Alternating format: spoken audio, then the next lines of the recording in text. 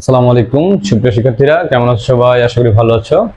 তোমরা যারা অন্য ধর্মের শুনছো তাদেরকে আমার আন্তরিক শুভেচ্ছা এবং অভিনন্দন। আমি তোমাদের একাদশ দ্বাদশ ও এইচএসসি ব্যাচের আইসিটি বইয়ের অধ্যায় 4 ওয়েব ডিজাইন পরিচিতি এবং এইচটিএমএল এই অধ্যায়টির সমাধান করাচ্ছি। সেই ধারাবাহিকতায় আজকে আমি তোমাদেরকে একটা প্রশ্নের সমাধান করাবো। দেখো, একটি এইচটিএমএল কোড লেখো। Quick brown fox jumps over the lazy dog and then it fall prey to a lion. এই লেখাটার আমরা এইচটিএমএল কোড করব। দেখো, আমরা একটা সলিউশন শুরু করে দেই। কিভাবে লিখব? আমরা আগে যদি কোনো টেবিল না থাকে তাহলে কি দিয়ে লিখতে হয়? প্যারাগ্রাফ দিয়ে লিখতে হয়। এই জন্য পি ট্যাগ ব্যবহার করতে হয়। তাহলে আমরা এখন যে কাজটা করব সেটা হচ্ছে, দেখো, এইচটিএমএল কোড লিখব, শুরু করব।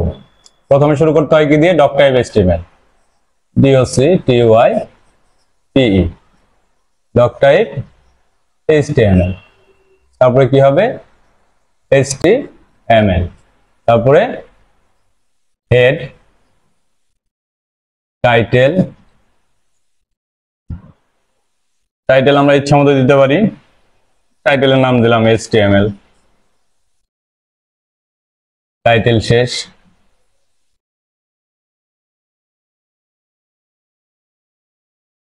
আচ্ছা, টাইটেল শেষ হয়ে গেলে হেড শেষ হয়ে যাবে।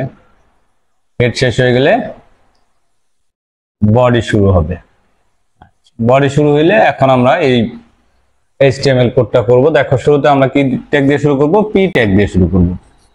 আচ্ছা, পি দিয়ে শুরু করার পরে কুইকটা একটু বোল্ড করে দেওয়া আছে। বোল্ড করার জন্য আমরা দুইটা ট্যাগ ব্যবহার করতে পারি, একটা হচ্ছে বি আর একটা হচ্ছে স্ট্রং। তাহলে আমরা বি দিয়ে করব। তাহলে বি কি আছে? Quick, QUICK, quick. B tag শেষ। আচ্ছা, এরপরে কি আছে? এরপরে আছে হচ্ছে ব্রাউন। ব্রাউনটা একটু ডান দিকে বাঁকা করে দেওয়া আছে। তাহলে ডান দিকে বাঁকা থাকলে আমরা কোন ট্যাগ ব্যবহার করি? I, brown, BROUN, brown, BROWN। আচ্ছা, তাহলে আই ট্যাগ শেষ হয়ে গেল। আচ্ছা, এরপরে কি আছে? ফক্স। ফক্সের নিচে কি আছে? আন্ডারলাইন। তাহলে ইউ ফক্স, ইউ ট্যাগ শেষ। এই যে এই পুরোটা লেখার পরে লাইনটা শেষ হয়ে গেল, নিচে লাইন চলে আসবে। লাইন ভাঙার জন্য আমরা কোন ট্যাগ ব্যবহার করি? বিআর। বিআর এমন একটা ট্যাগ, এমডি ট্যাগ, যার শুরু আছে কিন্তু শেষ নেই। আচ্ছা, নিচে আছে জাম্পস ওভার। জাম্পস ওভার আবার কেটে দেওয়া আছে। কেটে দেওয়ার জন্য আমরা দুইটা ট্যাগ ব্যবহার করতে পারি, একটা হচ্ছে ডেল আর একটা হচ্ছে স্ট্রাইক। তাহলে আমরা ডেল ব্যবহার করতে পারি, ডেল বা স্ট্রাইকও ব্যবহার করতে পারো। Jumps over, JUMPS, jumps over. তাহলে ডেল শেষ হয়ে গেল। তুমি স্ট্রাইক দিয়েও করতে পারো। দা, তারপর দা ঠিক আছে। লেজি লেখাটাও ঠিক আছে,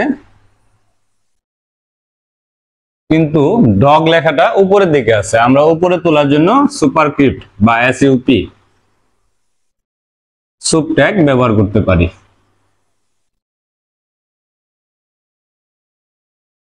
ডগ শেষ হয়ে গেল।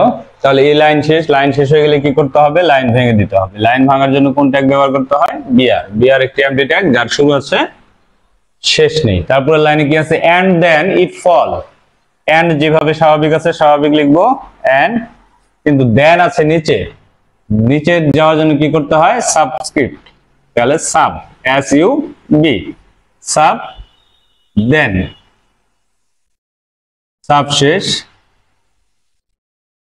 ইট ফল এই লেখাটা ডান দিকে বাঁকা এবং গাঢ় করে দেওয়া আছে। তাহলে গাঢ় করে দেওয়ার জন্য আমরা কি ব্যবহার করবো? বোল্ড বা স্ট্রং। তারপরে এই লেখাটা আবার কি আছে? ডান দিকে বাঁকা করে আছে। তাহলে ডান দিকে বাঁকা থাকলে ইটালিক। তাহলে লেখা আছে কি? ইট ফল। তাহলে ইটালিক শেষ, বোল্ড শেষ। আচ্ছা, এই লাইন শেষ হয়ে গেল। লাইন শেষ হয়ে গেলে কি করতে হবে? বিআর ট্যাগ ব্যবহার করতে হবে।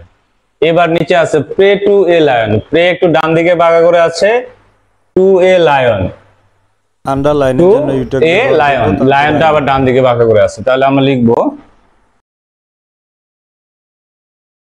আই প্রে, ইটালিক ফ্রম শেষ।